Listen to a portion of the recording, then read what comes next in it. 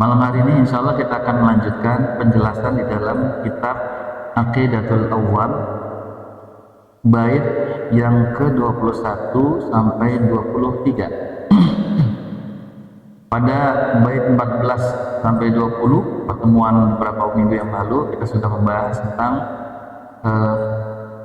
bagaimana Allah mengutus para nabi dan rasul, dan ada di antara nabi dan rasul yang wajib diketahui oleh kita.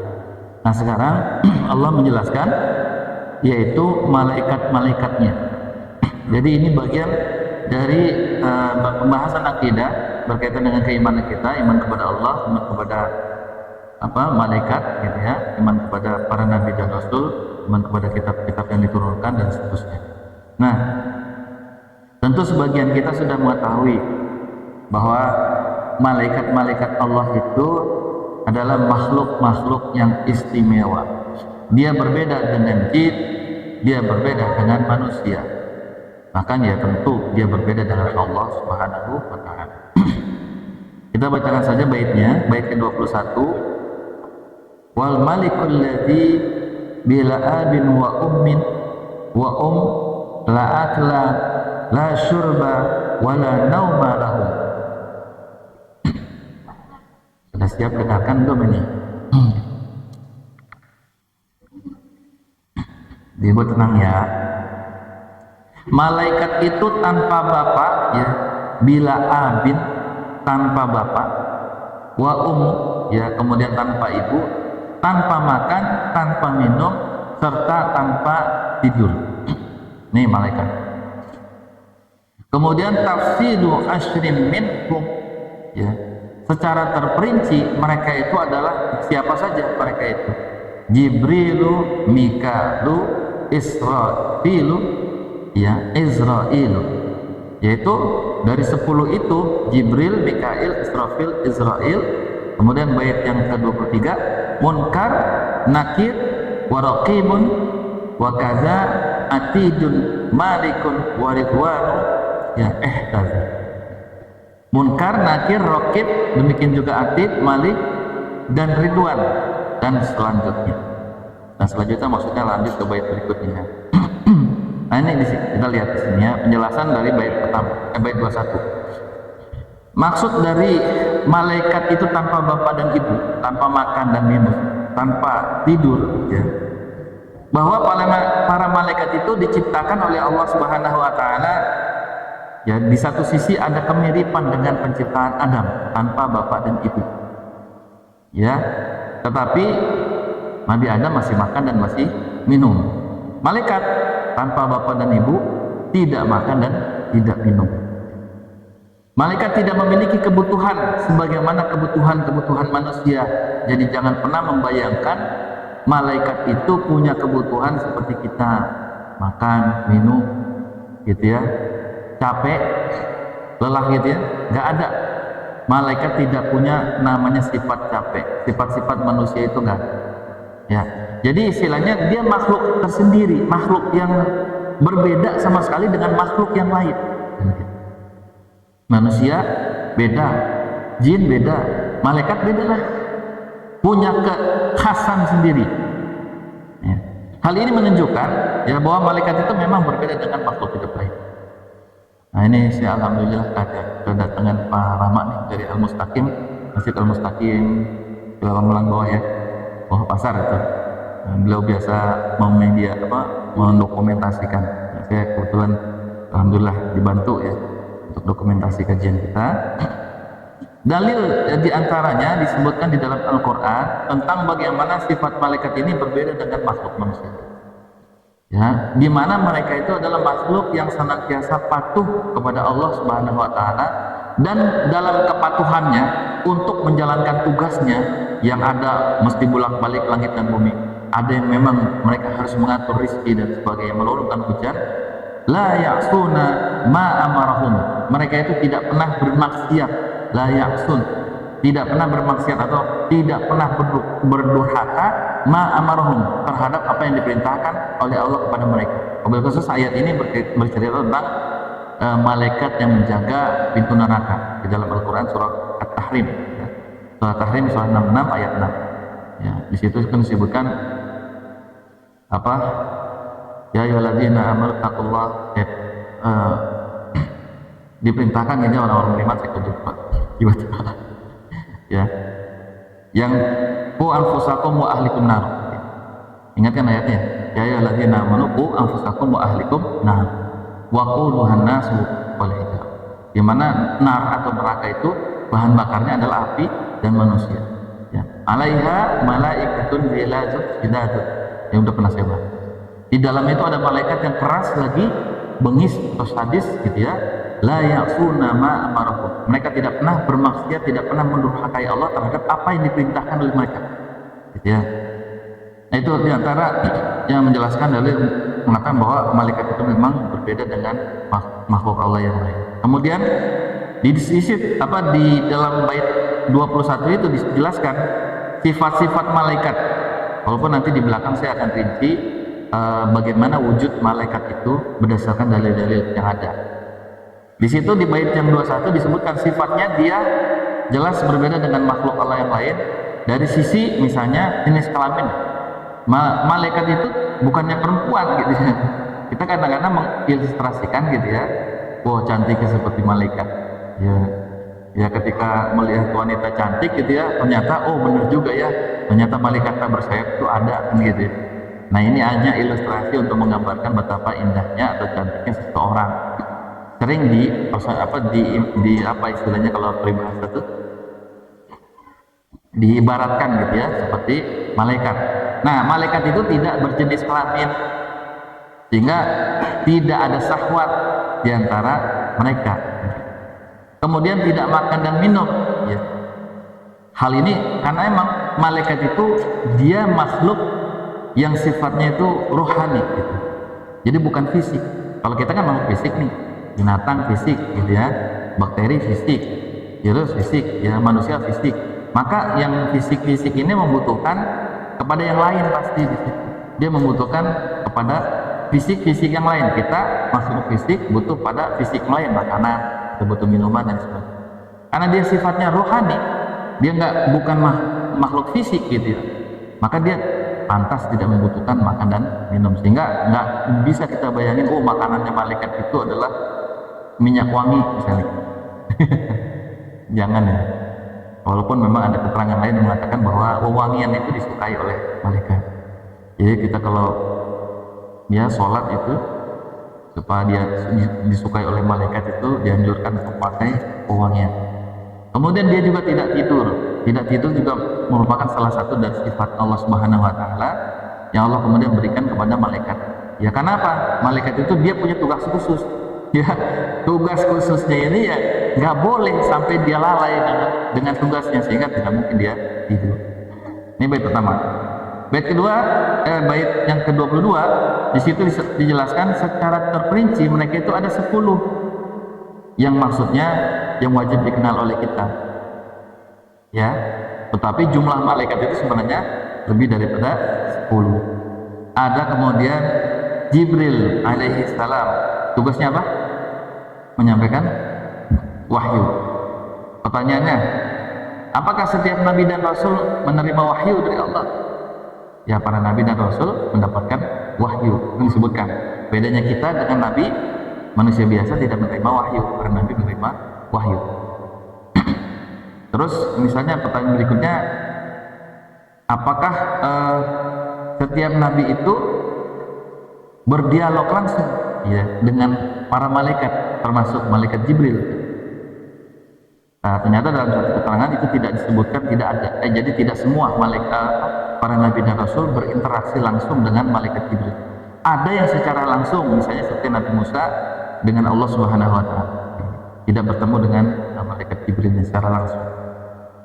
Nah, di situ dijelaskan dalilnya Al-Qur'an surah Asy-Syu'ara. Saya pikir tentang malaikat-malaikat ini dalilnya sudah ada ya di dalam Al-Qur'an tentang nama-nama itu ya.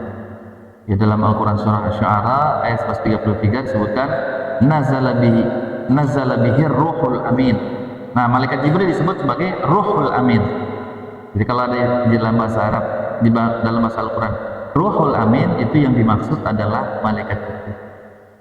Kemudian Mikail, dia ada ayat khusus surah Al-Baqarah ayat 98. Bismillahirrahmanirrahim. Man kana aduwan lillahi wa malaikatihi wa rasulihi wa Jibril wa Mikala fa inna Allaha aduwwun lil kafir. Jadi sebutkan namanya yaitu Jibril wa Mikal dan Mikail.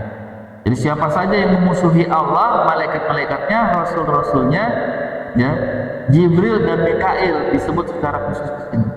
Maka sesungguhnya Allah adalah musuhnya orang-orang kafir.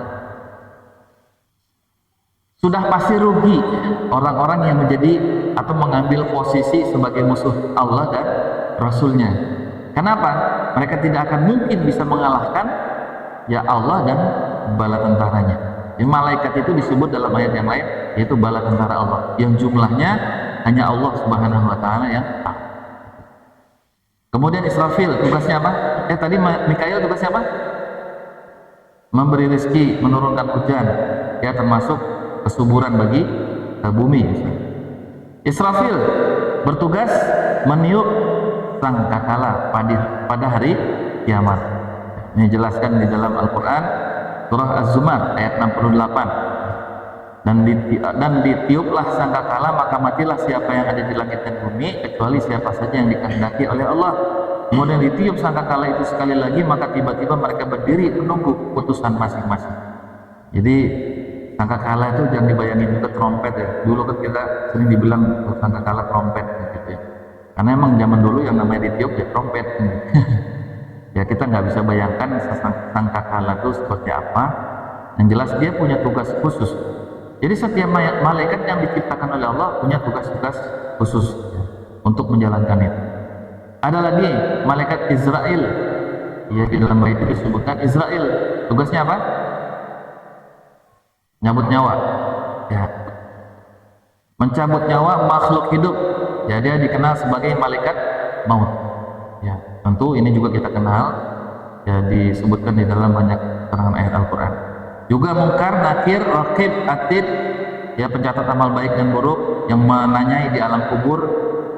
Juga Malik, itu yang merajai, menguasai hari apa muhasari, yang bertugas menjaga pintu neraka. Kemudian yang terakhir, yang 10, malaikat Ridwan.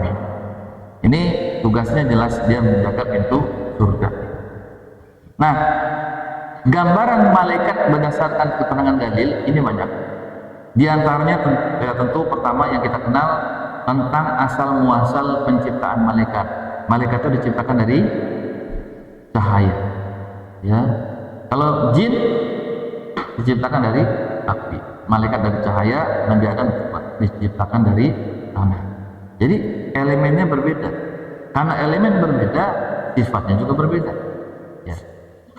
Pasti di sini akan muncul pertanyaan-pertanyaan. Kita sedang bahas perkara gaib soalnya. Nantilah kalau ada yang bertanya kan bisa juga silakan. Nah di sini di dalam hadis riwayat Muslim disebutkan lewat nomor hadis 2996, malaikat diciptakan dari cahaya, jin diciptakan dari nyala api, Adam diciptakan dari apa yang telah dijelaskan kepada kalian, itu dari tanah. Lalu wujud fisiknya, wujud fisik malaikat itu gimana? Bentuk fisiknya. Yang namanya makhluk pasti ada wujudnya, gitu. Pasti ada bentuknya. Maka malaikat pun memiliki wujud fisik dalam arti begini. Kalau tadi kan saya katakan dia makhluk yang sifatnya ruh, gitu ya. Tetapi disebut dia wujud fisik karena memang dia memiliki bentuk yang dijelaskan di dalam keterangan hadis. Ya. Misalnya memiliki sayap. Ya secara fisik malaikat memiliki sayap disebutkan di dalam Al-Quran surah Fatir. Ini kalau makhluk boleh kita sebutkan dia memang memiliki bentuk-bentuk fisiknya gitu. Tapi kalau Allah ya kita tidak bisa bayangkan bentuk fisik. Misalnya surah Fatir ayat 1 disebutkan ya, yang artinya segala puji bagi Allah pencipta langit dan bumi yang menjadikan malaikat sebagai utusan-utusan untuk mengurus berbagai macam urusan yang mempunyai sayap masing-masing ada 2, 3, dan 4. Jadi disebutkan itu sampai jumlahnya disebutkan. Walaupun setiap malaikat itu ada yang punya sayap lebih banyak lagi, termasuk juga malaikat Jibril. Disebutkan di dalam hadis riwayat Ahmad aku telah melihat Jibril dengan 600 sayap, dan tiap-tiap satu sayapnya menutupi ufuk langit. Nah ini, jadi Rasulullah pernah bertemu dengan malaikat Jibril dalam wujud aslinya. Jadi Jibril itu ya, kalau istilahnya ilmu-ilmu kanuragan bisa malih rupa, apa istilahnya malih rupa, berubah wujud ya kepada wujud yang lain. Nah, ketika menurunkan wahyu pertama kalinya itu dalam wujud aslinya, itu yang sampai membuat Rasulullah gemetar, karena melihat tingginya malaikat Jibril itu sampai ke cakrawala, ya sayapnya itu sampai menutupi ya bumi timur dan barat. Juga dalam hadis yang lain, Rasulullah bersabda, sesungguhnya malaikat Jibril membentangkan sayapnya ke timur dan ke barat, jadi menutupi timur dan barat. Dan Rasulullah mengatakan bahwa sesungguhnya nanti kekuasaan umatku akan melampaui itu, akan sampai seperti yang dijangkau oleh malaikat Jibril. Artinya ya bumi itu kecil bagi malaikat Jibril. Ketika sayapnya dibentangkan itu, ya timur dan barat ketutup, artinya seluruh dunia ini akan dikuasai oleh Islam. Itu janji Rasulullah SAW. Islam ini akan tersebar sampai ke seluruh dunia.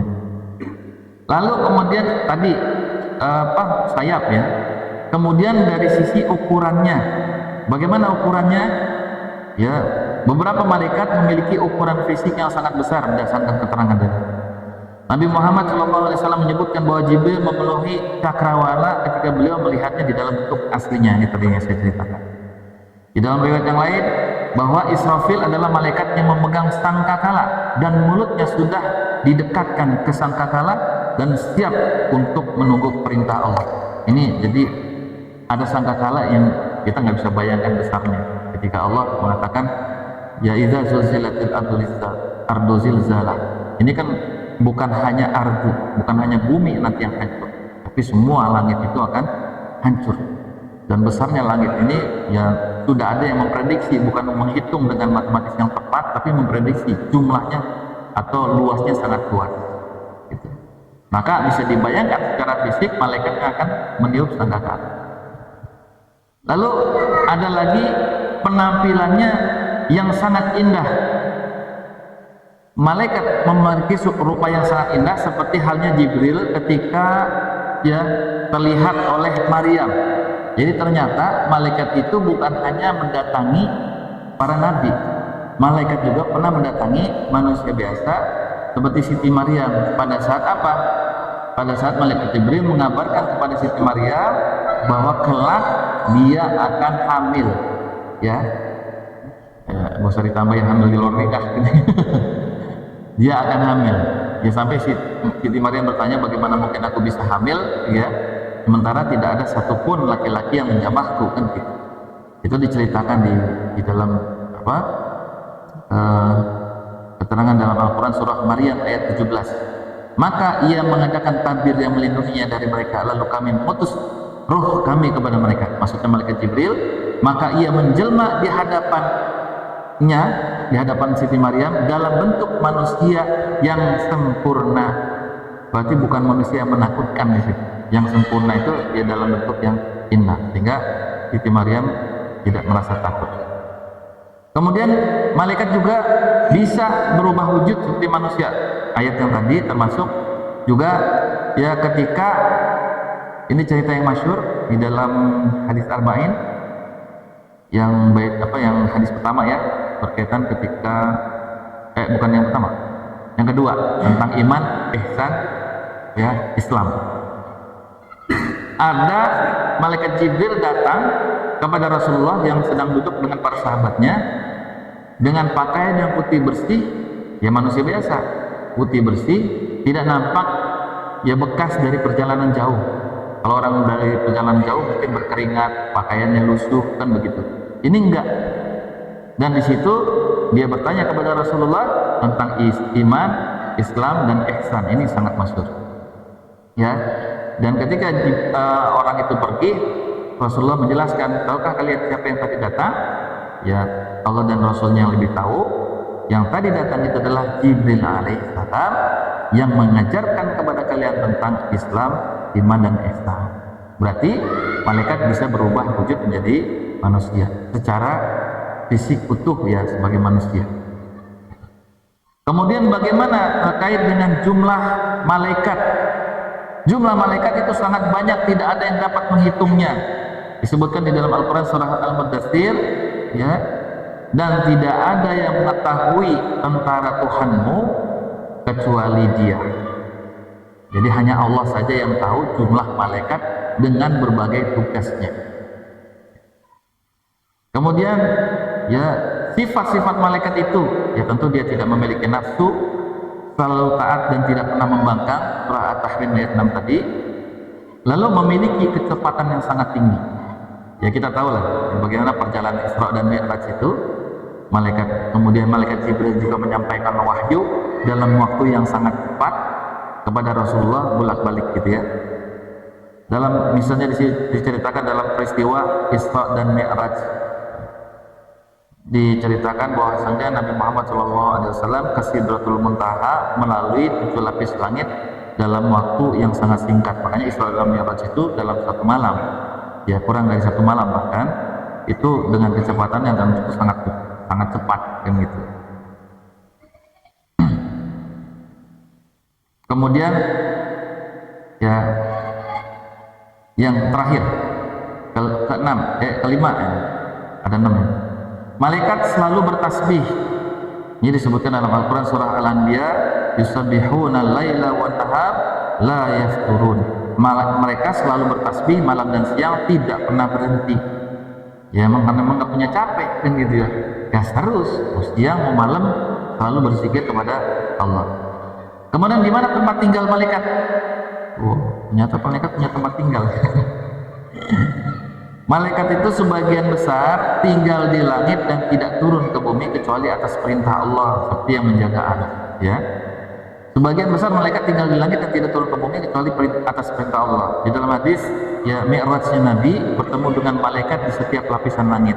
Jadi ada di setiap lapisan itu malaikat-malaikat yang menjaga pintu langit. Dan dia nggak turun ke bumi. Makanya ada hadis yang lain menyebutkan misalnya ketika Allah yang membenci seseorang, maka Allah akan kabarkan kebenciannya itu kepada penduduk langit. Maka penduduk langit itu pun akan membenci orang ini, kan gitu. Lalu kebencian itu disebarkanlah kemudian kepada seluruh penduduk bumi. Jadi hati-hati jangan sampai bikin ya sesuatu atau melakukan sesuatu yang membuat Allah itu benci. Kalau Allah sudah benci, kebencian itu diviralkan kepada penduduk langit. Nah itu yang dimaksud ya para malaikat. Ya kalau malaikat sudah benci, Allah sudah benci, udah gak ada lagi keuntungan di dunia, kan gitu. Walaupun kita menjadi orang yang kaya, yang sukses, tapi Allah benci kita, maka itu tidak ada gunanya lagi di hadapan Allah. Malaikat juga tinggal di tempat-tempat khusus seperti misalnya Baitul Ma'mur di langit ke-7, ya tempat ya malaikat juga beribadah kepada Allah Subhanahu wa Ta'ala. Nah, baik, sampai di sini penjelasan yang ingin saya sampaikan. Ya sebenarnya dalil-dalil untuk dibahas itu lebih banyak. Nah, saya pengen ada diskusi. Silakan mungkin ada yang ingin ditanyakan bapak-bapak berkaitan dengan malaikat ya. Silakan. Ya, Pak Hasan.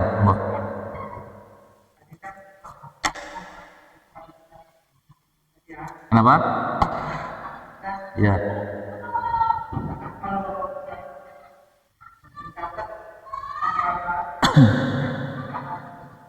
Iya. Iya. Ya, ada pertanyaan begini. Ini ada kaitannya juga ya. Malaikat dengan tugas khusus, bagaimana mungkin bisa melakukan tugas yang sama dalam waktu bersamaan? Kan gitu.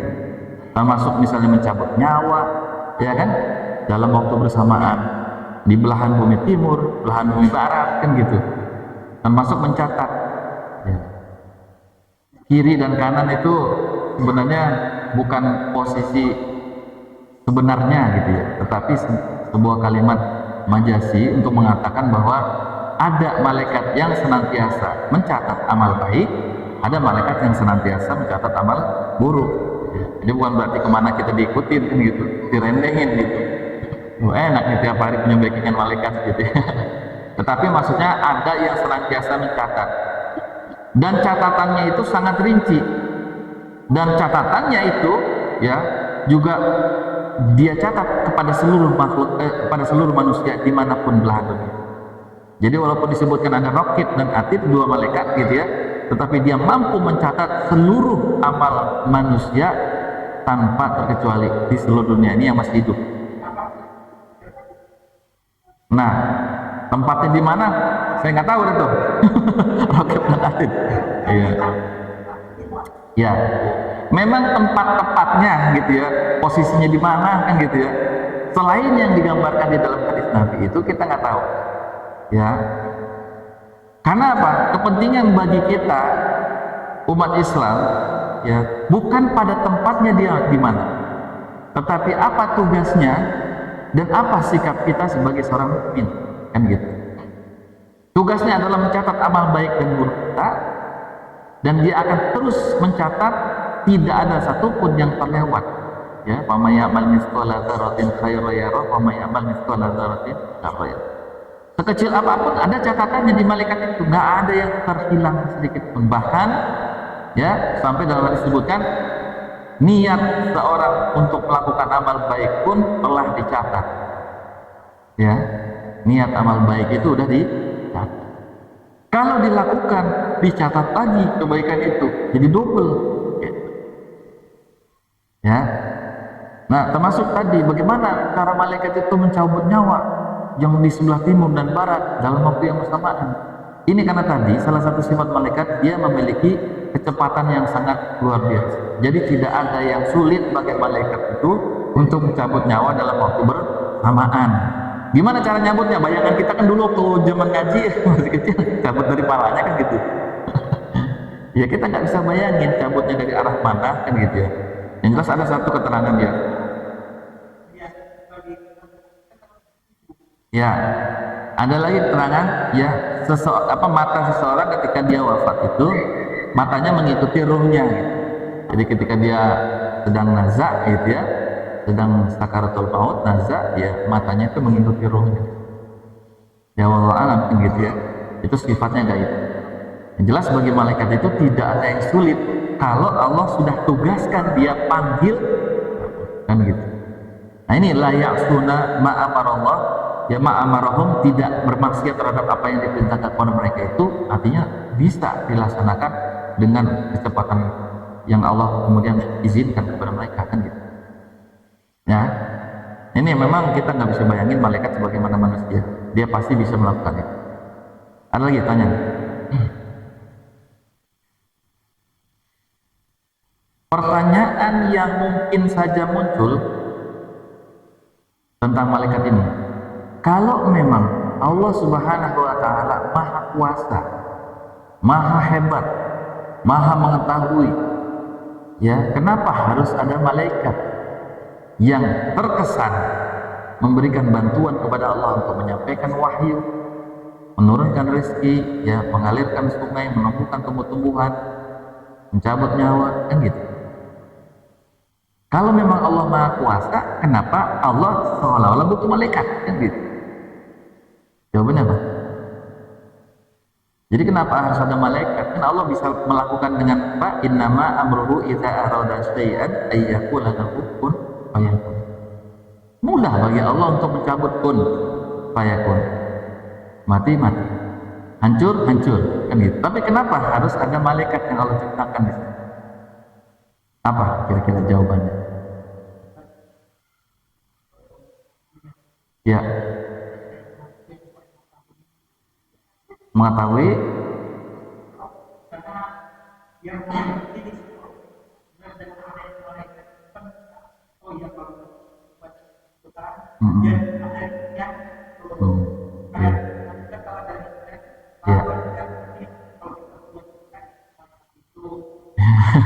iya. Raqib dan Atid gitu ya. Iya. Tapi kan kalaupun ada Raqib dan Atid juga Allah tahu.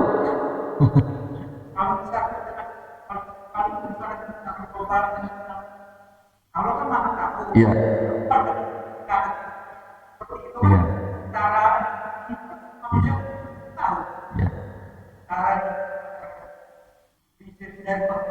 Iya. Ada lagi?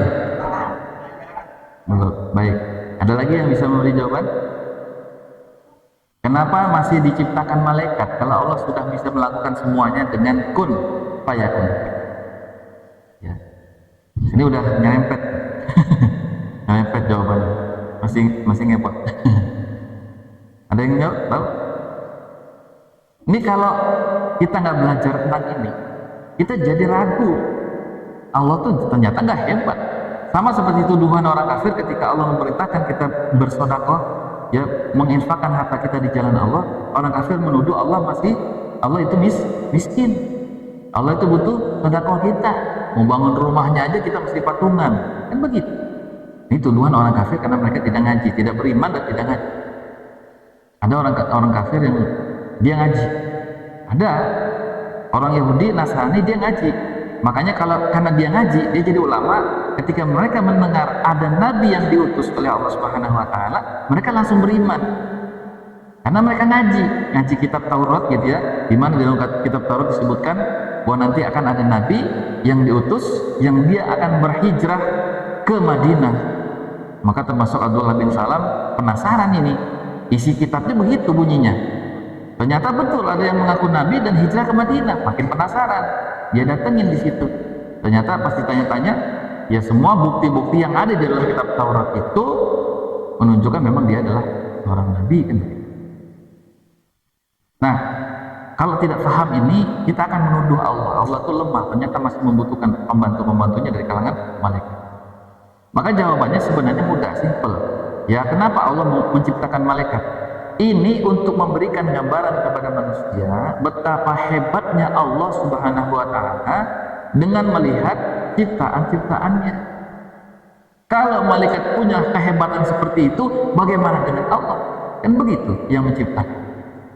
Kalau malaikat punya ya postur tubuh, itu diceritakan di dalam tafsir Ibnu Katsir ketika menjelaskan Al-Quran surah At-Tahrim ayat 6 tadi, yang alaiha malaikatun ghilazun syidadun, di dalamnya ada malaikat yang keras bengis. Itu digambarkan ya di pintu neraka itu ada 19 malaikat. Kemudian para penjaganya ada 400.000 malaikat. Ini menurut riwayat Ikrimah ya. Diceritakan lebar dadanya malaikat itu adalah kalau burung itu terbang dari pundaknya ke pundak sebelahnya 2 bulan belum sampai. Ya, kalau burung itu terbang selama 2 bulan dari pundak satu belum sampai ke pundak berikutnya. Dan keterangan yang lain, ada malaikat yang lain ya dengan postur tubuh yang lebih besar lagi, butuh waktu 700 tahun perjalanan dari pundak kanan ke pundak kiri. Ini menurut riwayat dari Ikrimah ya. Ikrimah ini bukan Ikrimah bin Abu Jahal. Kan ada nama Ikrimah bin Abu Jahal yang dia masuk Islam pada saat Futuh Mekah.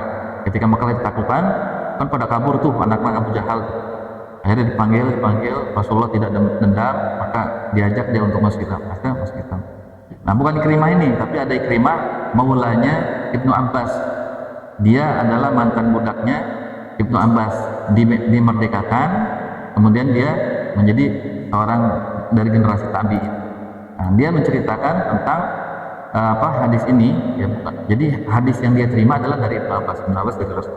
Dia menceritakan tentang postur malaikat itu seperti itu, lebar dadanya ya bisa dibayangin 2 bulan perjalanan burung gitu ya, itu sangat besar sekali. Jadi secara fisik begitu.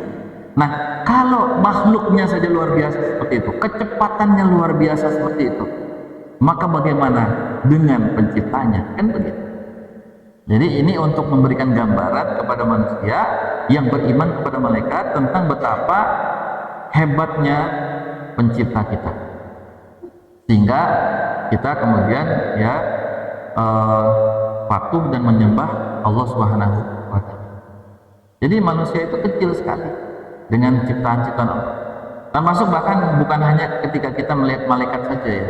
Kita melihat ciptaan Allah yang fisik saja, itu seharusnya juga sudah membawa kita pada keimanan kepada Allah semakin kuat.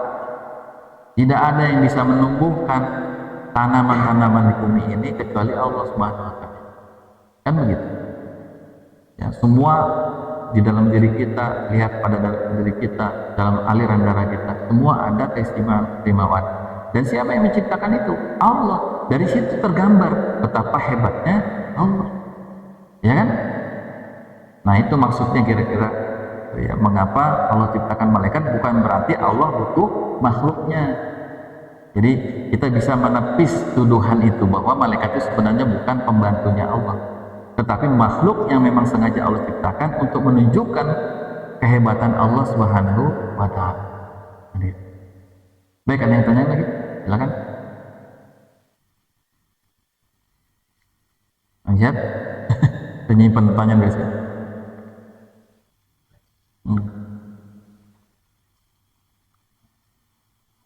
Waalaikumsalam.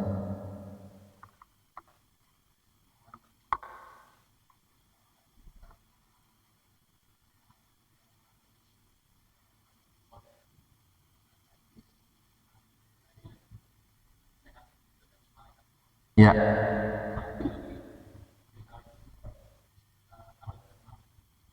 Ya.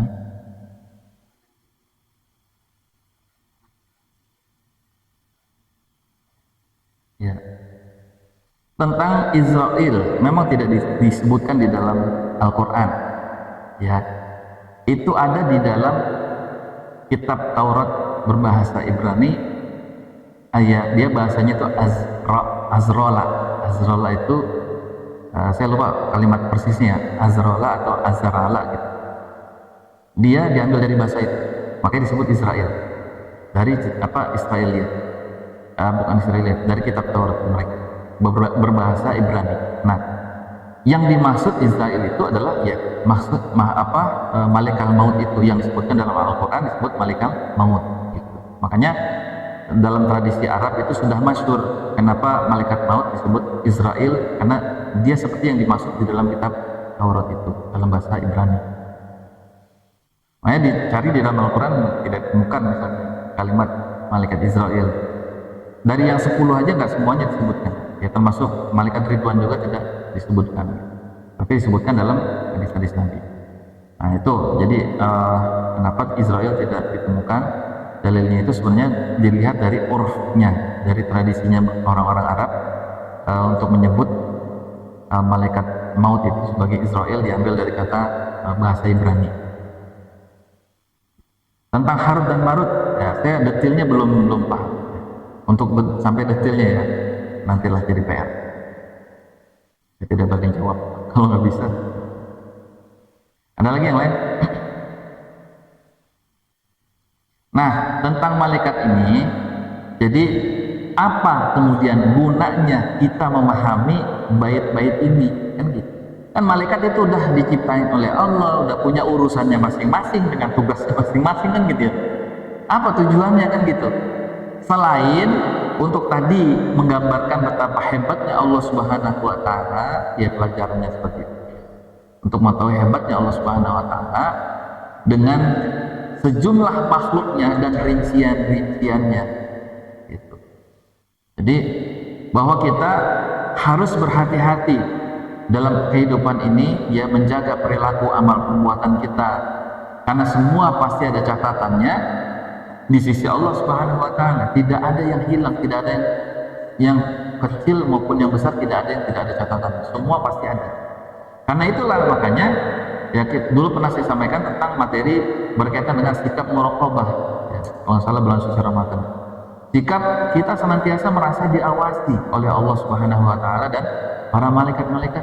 Sikap muraqabahnya penting karena apa? Untuk menjaga kita dari perbuatan dosa di tengah kesendirian kita, di tengah kita jauh dari pandangan manusia. Kita menjaga diri kita, ya seperti contohnya dalam konteks Umar bin Khattab kemarin saya jelaskan di malam Jumat gitu ya. Bagaimana seorang wanita, ya ibu ini menganjurkan agar mencampur susunya dengan air supaya apa? Laku banyak. Anaknya nggak mau, kenapa? Dia takut dengan Allah Subhanahu wa Ta'ala. Ini sikap muraqabah namanya. Allah Maha tahu, Allah pasti catat di situ. Ya. Nah, ini penting bagi kita. Mungkin juga ada pertanyaan, apakah jin itu juga didampingi oleh Raqib dan Atid? Dampingin nggak? Raqib dan Atid. Jelas ya di dalam Al-Quran surat yang bunyi saya lupa ya. Wa ma khalaqtul jinna wal insa illa liya'budun. Azariyah ya 56 ya. Wa ma khalaqtul jinna wal insa illa liya'budun. Jin dan manusia itu diciptakan oleh Allah Subhanahu wa taala untuk beribadah. Jika semua ibadah mereka itu ada catatannya, termasuk Raqib dan Atid akan mencatat amalia ibadah jin, ya. Karena mereka diperintahkan beribadah kepada Allah. Jadi catatannya juga ada. Nah, makanya tidak ada yang luput dari Allah Subhanahu wa taala. Karena itulah setiap orang mukmin itu bukan saja dia mengimani Allah, bukan saja mengimani malaikat, kitab-kitabnya, rasul-rasulnya, tentu harus mengikuti semua tuntunan-tuntunan di dalam syariat agama supaya selamat dunia dan akhirat kita. Gitu. Jangan pernah merasa ya amal kita ini tidak ada. Pasti semua ada nilai. Bahkan termasuk apa yang terbesit di dalam hati kita. Amal ya itu melibatkan peran hati. Amalnya soleh, hatinya tidak ikhlas, nggak diterima. Amalnya soleh, hatinya ria, merasa bangga, amalnya tidak diterima. Nah, ikhlas, ria, bangga diri, itu catatannya ada di dalam malaikat gitu. Mungkin catatan manusianya, wah ahli sodako ini orang, ya kan? Catatan manusianya dia rajin sholat, pemateri majelis taklim rutin setiap hari Ahad ba'da maghrib, kan begitu. Tapi yang paling tahu isi dalam hati kita, apakah di dalamnya ada ria, ingin dipuji, ingin viral, kan gitu. Malaikat yang tahu. Ini saya pakai video nih, pengen viral, bukan? Ya, saya sudah niatkan bahwa ini tausiah ini ya ketika saya wafat mudah-mudahan masih bisa memberikan manfaat, ya kan? Makanya saya share di YouTube, saya share di TikTok supaya mendapatkan manfaat ini bukan hanya jamaah kita, gitu. Bukan ingin viral lah. Terlalu murah kalau untuk sekedar viral. Baik, ada lagi yang tanyakan? Ya, silakan Pak. Ya.